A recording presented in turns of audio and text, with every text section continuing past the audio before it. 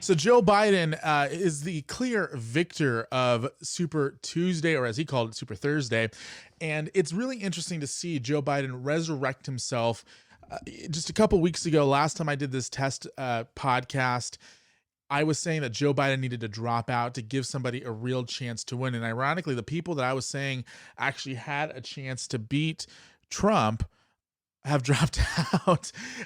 Not saying that they had a really good chance to beat Trump, but if Biden would have dropped out at that point, Pete Buttigieg may have done so much better than what Biden did. But ultimately, what ended up happening is Pete Buttigieg and Amy Klobuchar both dropped out of the race 2 days ago, Monday morning, and both at the same time endorsed former Vice President Joe Biden. So Biden walked away with big wins in states that he didn't even visit. I mean, Joe Biden, when Trump calls Joe Biden Sleepy Joe, it's pretty interesting to see how people get upset, but it really should be called Lazy Joe. Like, we should really call him Lazy Joe Biden, because he is probably the laziest presidential candidate that has been on the campaign trail since Hillary Clinton, really.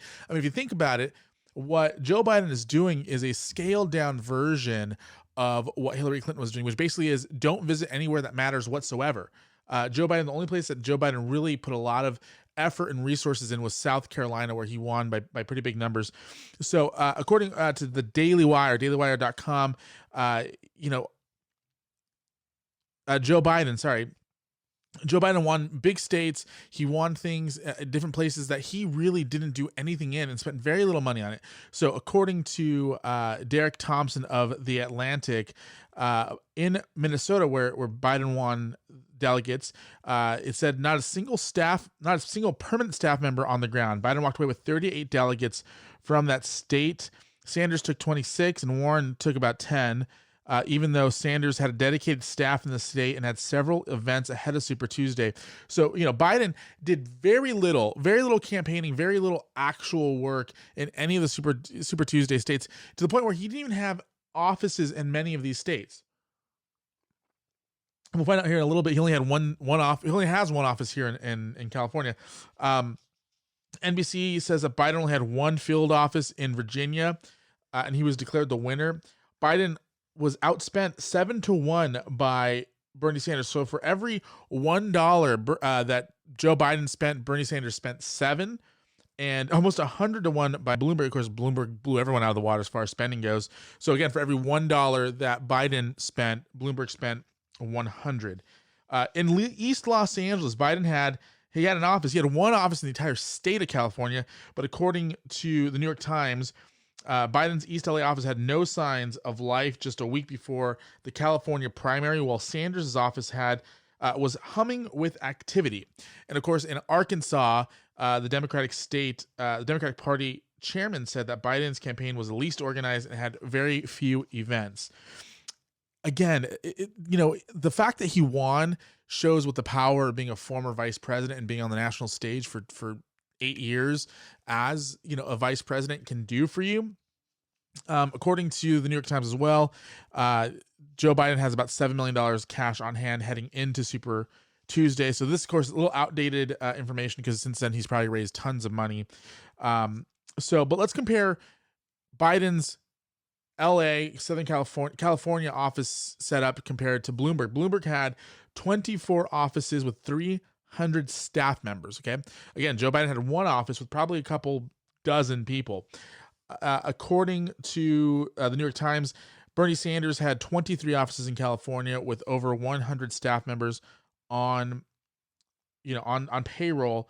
And I believe that Biden had maybe a couple dozen people working for him in Los Angeles. So, Biden winning big in Super Tuesday isn't really a big deal. It is a big deal for Biden because he was presumed dead, essentially going into Super Tuesday. And this is a comeback of the century. Like good for Biden on the respect that, he has come back, but he really needs to up his game. If he becomes the nominee, Trump will outwork him. Trump is the guy. If you look at 2016, Trump was doing 2-3, campaign rallies a day, and all of them ended up on primetime television. They were streamed. It seemed like almost every time I turned on CNN, Fox News, MSNBC, or any of the big cable networks, that there was somebody streaming the entire Trump rally. So Trump knows how to, Trump knows how to put the work in and get cameras on him, which is an incredible thing for Trump. If Biden does win, he will need to put in the work. But of course, the bigger thing too is if Biden happens to win the nomination, he's going to have to remember quite a few things. One of the big things that I do want to point out is, Biden, there's something going on with Joe Biden. And I've said this last time, there's something in Biden's head that's just not connecting the way that it should. And it's kind of scary and sad. Here's Joe Biden trying to recite the Declaration of Independence. We hold these truths to be self-evident. All men and women created by go. You know the thing. Listen to that one more time. Let's do that one more time. We hold these truths to be self-evident. All men and women created by go. You know the thing. So Joe Biden, he's out there, he's talking, he's giving the speech, and he says, let's hear it one more time. We hold these truths to be self-evident. All men and women created by go. You know the thing. You know the thing. All men were created. If you listen to the rest of that speech, it sounds like he gave up on what he was talking about halfway through, because either he didn't remember exactly what he was supposed to say, or he had no idea what he was saying to begin with. Joe Biden, there is something fundamentally off with the way that he presents himself in public, the way that he talks, the way he speaks, the way that he, honestly, I'm not a doctor. I'm nowhere near a doctor. But I remember I had an aunt who, had signs of dementia where, she wouldn't remember what day of the week it was. Joe Biden famously said, "Oh, we're going into Super Thursday." She wouldn't remember who we were. She would start saying things and then halfway through give up on them. And, this isn't, I'm not saying Joe Biden has dementia, maybe he does, maybe he doesn't. A doctor really needs to look at that and see, if Joe Biden has signs of dementia or signs of, faculties not working completely the way they're supposed. I mean, again, we hold these truths to be self-evident. All men and women created by go. You know the thing. The thing. That or Joe Biden's intoxicated. I mean, there's a big chance that he's intoxicated. Now, of course, President Trump is not.